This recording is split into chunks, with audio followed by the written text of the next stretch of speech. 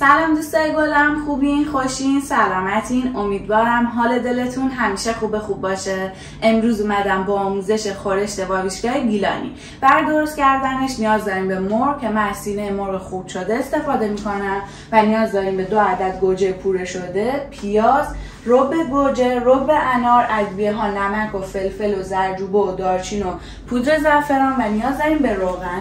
حالا میریم که درستش کنیم. زیر مایتابه رو روشن میکنیم. داغ که شد بهش روغن رو اضافه میکنیم.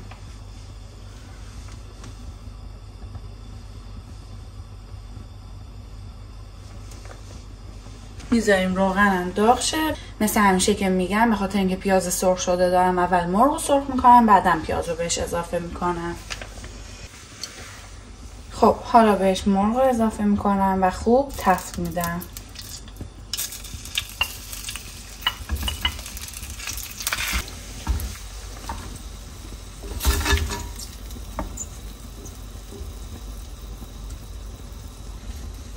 خوب که تفت دادیم ادویه ها رو بهش اضافه میکنیم.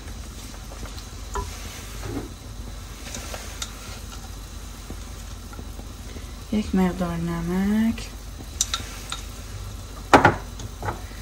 فلفل،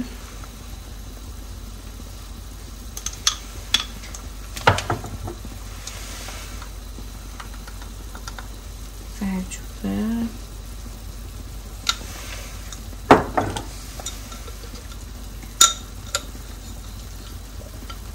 و حالا یه مقداری هم دارچین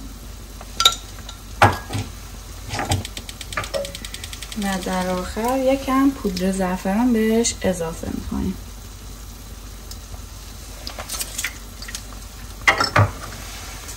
حالا خوب همش میزنیم.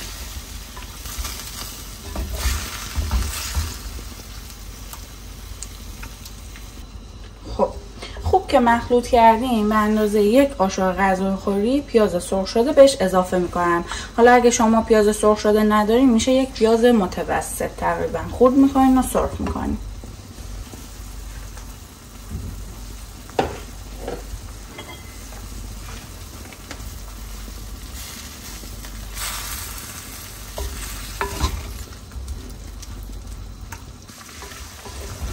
پیاز رو با مرغ که خوب تفت دادید بهش گوجه پوره شده رو اضافه میکنید.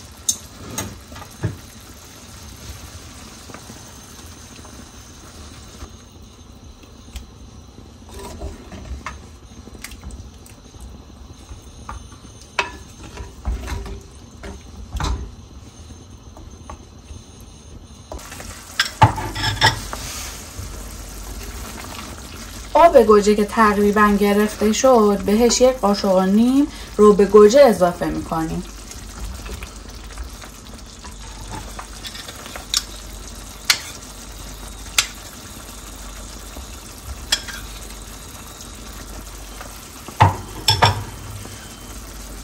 و حالا خوب همش میزنیم.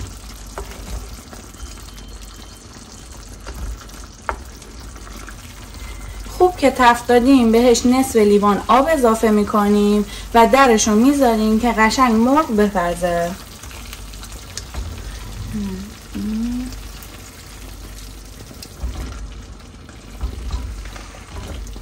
برای چاشنی ترش 3/4 لیوان آب ریختم و حدوداً نصف قاشق غذاخوری رو به انار بهش اضافه میکنم. خوب مخلوطش میکنم و بعد به واویشکا اضافه میکنم.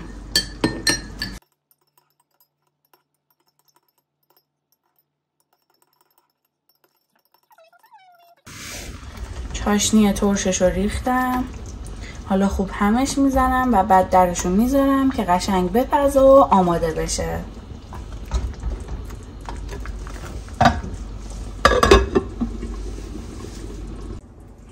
خب اینم از واویشکای خوشمزه که آماده است. به عنوان وعده ناهار و شام در کنار نون و برنج میتونید سرو کنید. خب میخواستم یه چیز راجع به چاشنی ترش واویشکا بهتون بگم. حتما نباید رب انار باشه. میتونید از آب نارنج، آب قوره، آب لیمو یا حتی رب انار ملس هم استفاده کنید. این دیگه سلیقه‌ای هستش. هر کدوم که دوست دارید میتونید داخل واویشکا بریزید. هر کدوم هم خوشمزگی خودشو داره. این هم از آموزش واویشگاه گیلانی خوشمزه. امیدوارم که از این آموزش لذتشو برده باشید. اگه دوست داشتید ما رو به دوستاتون معرفی کنید. لایک، کامنت، سابسکرایب یادتون نره. تا آموزش‌های بعد، خدا نگهدار.